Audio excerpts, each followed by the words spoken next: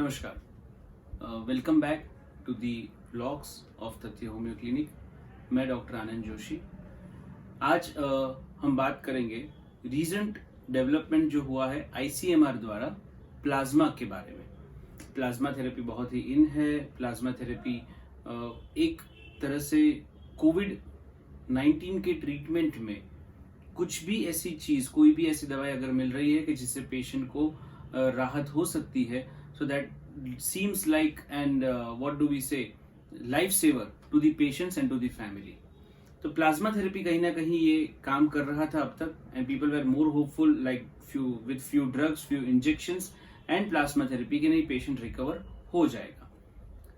कॉन्वोलेसेंट plasma यानी कि Covid से रिकवर होने के बाद 28 दिन बाद, यानी एक व्यक्ति कोविड पॉजिटिव हुए जो नेगेटिव हुए, और नेगेटिव होने के 2 सप्ताह के बाद जब ये प्लाज्मा देते थे, उसके बारे में कॉन्वोलेसेंट प्लाज्मा के ट्रांसफ्यूजन के बारे में भी हमने एक व्लॉग बनाया है और वो कैसे मददरूप होता है।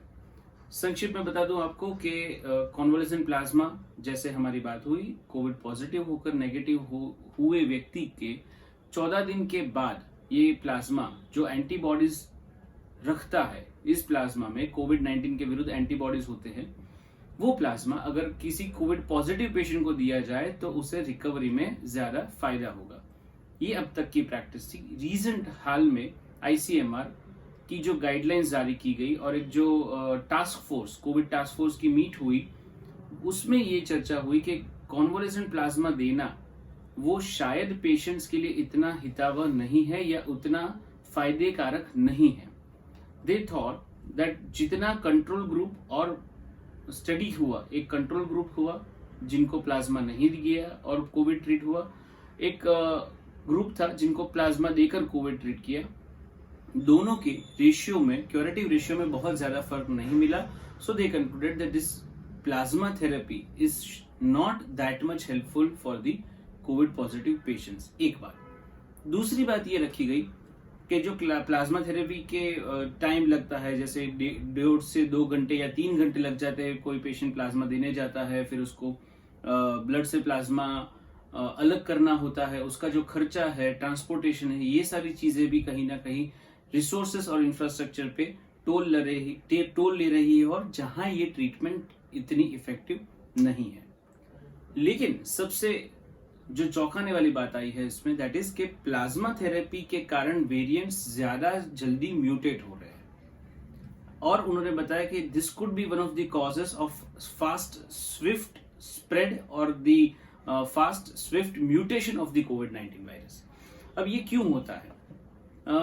हम एकदम शॉर्ट में अगर समझने की कोशिश करें तो जब भी वायरस एक व्यक्ति से दूसरे व्यक्ति, जिसे होस्ट कहा जाता है, एक होस्ट से दूसरे होस्ट में एंटर होता है, तब वो म्यूटेट होता है।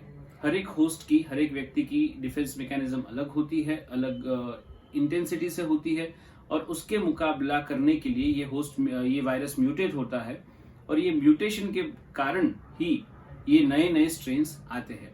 अब अगर एंटीबॉडीज वाला प्लाज्मा व्यक्ति को दिया तो हो सकता है कि ये म्यूटेशन को फास्ट कर सकता है। इसी बात के बारे में एक प्रूफ के तौर पे, या इस बात को लाउड इंटरनेशनली बताने के लिए, ल्यूक मोंटेग्नियर जो एक वायरोलॉजिस्ट है और नोबेल प्राइज विनर वायरोलॉजिस्ट है, इन्होंने कल या परसों एक इंटरव्यू में कहा है कि वैक्सीन के कारण वायरस का म्यूटेशन बहुत ही एस्केलेट हो रहा है, और उन्होंने ये भी क्लेम किया है कि it is an internationally committed error.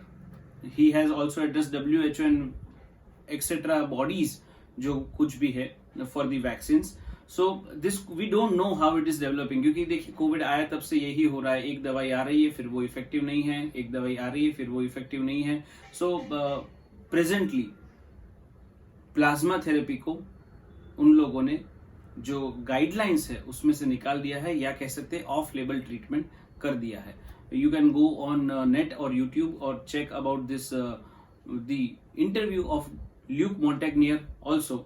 अब ये कितना कैसे प्रूफ्स के साथ हो रहा है आगे बात, that only time shall tell, because Covid has kept changing so many things, but उनके मुताबिक ये वैक्सीनेशन, म्यूटेशन और डेथ के दोनों के लिए बहुत ही बड़ी रिस्पॉन्सिबल चीज है। We don't know how it happens, but this is what Luc Montagnier tells about vaccination. Plasma therapy में भी यही कहा गया कि प्लाज्मा ट्रांसफ्यूज करने से म्यूटेशन बढ़ रहा है, रिसोर्सेस वेस्ट हो रहे हैं और इतना इफेक्टिव नहीं है, इसलिए प्लाज्मा थेरेपी डिसकंटिन्यू किया गया है अकॉर्डिंग टू गाइडलाइंस। हालांकि कई डॉक्टर्स, कई हॉस्पिटल्स अभी भी प्लाज्मा थेरेपी के लिए बैट कर रहे हैं और they are saying that it should be given और इट शुड बी इंक्लूडेड।